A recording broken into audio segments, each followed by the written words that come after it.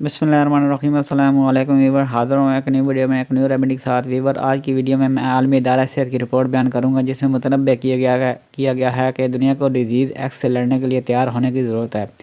Weaver, remedy बयान करने से पहले मेरी आपसे दरख्वास्त है कि अगर आप हमारे चैनल पर नए हैं तो हमारे चैनल को सब्सक्राइब कर दीजिए और साथ लगे बेल आइकन को प्रेस कर दीजिए ताकि हमारी आने वाली तमाम वीडियोज़ आप तक बर वक्त पहुँच सकें। आपका बहुत बहुत शुक्रिया।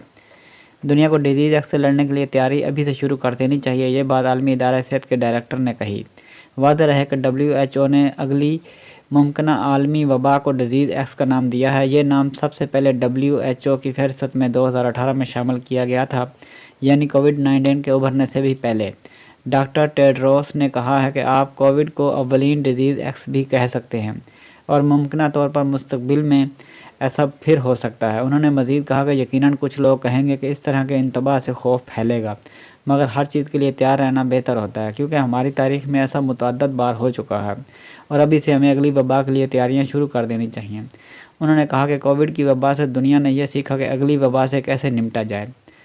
WHO ने 2021 में मुस्तकबिल के वबाई अमराज की रोकथाम के लिए एक आलमी मुआहदे के मंसूबे पर बात की थी। इस बारे में WHO के सरबराह ने बताया कि वबाई अमराज की रोकथाम के लिए मुआहदा दुनिया को मुस्तकबिल में फैलने वाली वबा से बचाने के लिए अहम तरीन होगा। अब तक इस मुआहदे की शराइत पर ममालिक का इत्तफाक राय नहीं हो सका।